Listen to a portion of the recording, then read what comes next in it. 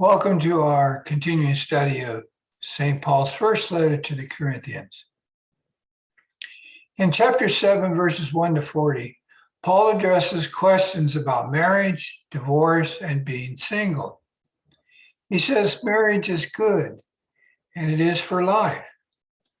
But remaining single for men or women is good too, all of which was countercultural in Corinth.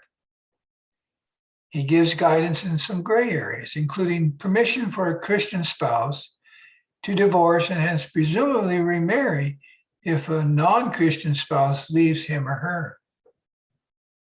An unbelieving spouse might well balk at some of the things a Christian must renounce and may well separate from the believing spouse. In our Catholic Church, this is referred to as the Pauline privilege. The Church allows the non-sacramental marriage entered into by two non-baptized persons may be dissolved by means of the Pauline privilege when one of the parties receives Christian baptism and then enters a subsequent marriage,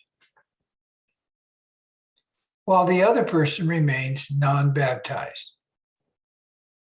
Later, Paul's judgment Paul mentions of a present crisis, which is probably a reference to a coming famine already making life difficult. So in Paul's judgment, and therefore it was to keep things as they are and not make life harder by big changes of life, like getting married. Join me now in reading St. Paul's first letter to Corinthians, chapter 7, verses 1 to 40.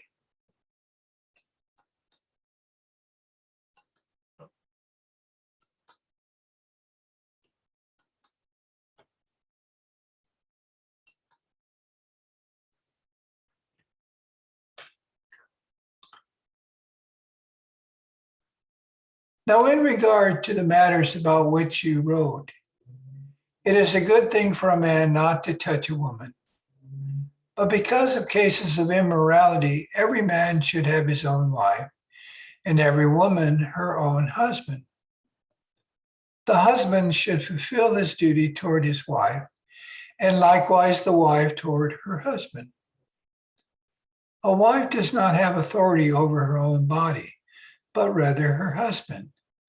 And similarly, a husband does not have authority over his own body, but rather his wife. Do not deprive each other, except perhaps by mutual consent for a time, to be free for prayer. But then return to one another, so that Satan may not tempt you through your lack of self-control. This I say by way of concession, however, not as a command.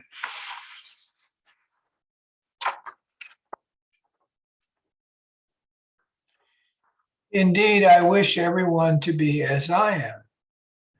But each has a particular gift from God, one of one kind and one of another. Now to the unmarried and to widows I say, it is a good thing for them to remain as they are, as I do. But if they cannot exercise self-control, they should marry, for it is better to marry than to be on fire. To the married, however, I give this instruction, not I, but the Lord. A wife should not separate from her husband. And if she does separate, she must either remain single or become reconciled to her husband. And a husband should not divorce his wife. To the rest I say, and not the Lord, if any brother has a wife who is an unbeliever, and she is willing to go on living with him, he should not divorce her. And if any woman has a husband who is an unbeliever, and he is willing to go on living with her, she should not divorce her husband. For the unbelieving husband is made holy through his wife, and the unbelieving wife is made holy through the brother. Otherwise, your children would be unclean, whereas in fact they are holy. If the unbeliever separates, however, let him separate. The brother or sister is not bound in such cases. God has called you to peace. For now you know, wife, whether you will save your husband, or how do you know, husband, whether you will save your wife?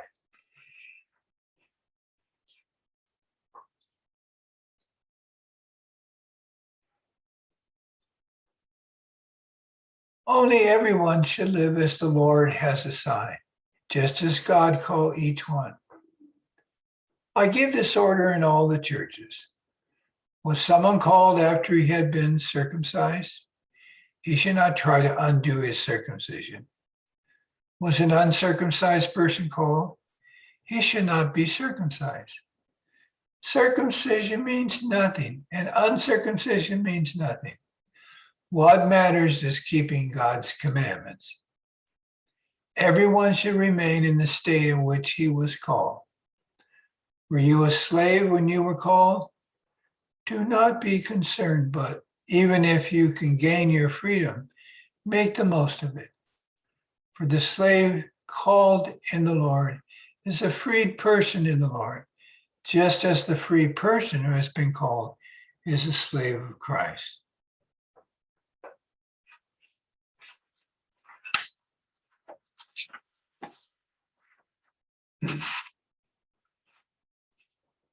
You have been purchased at a price.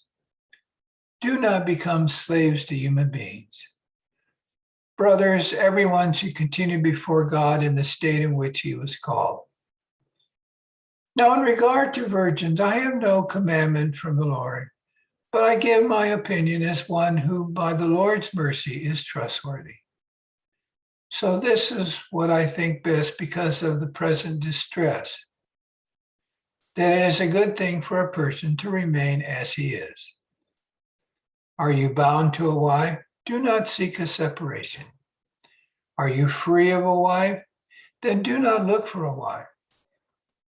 If you marry, however, you do not sin, nor does an unmarried woman sin if she marries.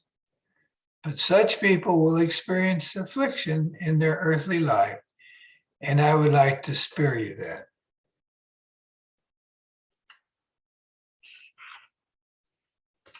I tell you, brothers, the time is running out. From now on, let those having wives act as not having them, those weeping as not weeping, those rejoicing as not rejoicing, those buying as not owning, those using the world as not using it fully. For the world in its present form is passing away. I should like you to be free of anxieties. An unmarried man is anxious about the things of the Lord, how he may please the Lord. But a married man is anxious about the things of the world and how he may please his wife. And he is divided. An unmarried woman or a virgin is anxious about the things of the Lord, so that she may be holy in both body and spirit. A married woman, on the other hand, is anxious about the things of the world, how she may please her husband. I'm telling you this for your own benefit, not to impose a restraint upon you, but for the sake of propriety and adherence to the Lord without distraction. If anyone thinks he is behaving improperly towards his virgin, and if a critical moment has come and so it has to be, let him do as he wishes. He is committing no sin. Let them get married. The one who stands firm in his resolve, however, who is not under compulsion, but has power over his own will, and has made up his mind to keep his virgin, will be doing well. So then, the one who marries his virgin does well. The one who does not marry her will do better.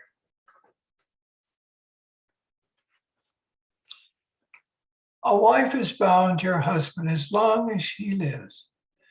But if her husband dies, she is free to be married to whomever she wishes, provided that it be in the Lord. She is more blessed, though, in my opinion, if she remains as she is, and I think I too have the Spirit of God.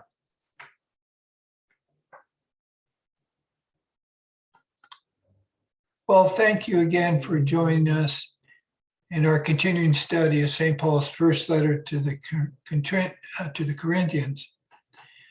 Again, I pray that our Lord will bless you and your family and give you good health.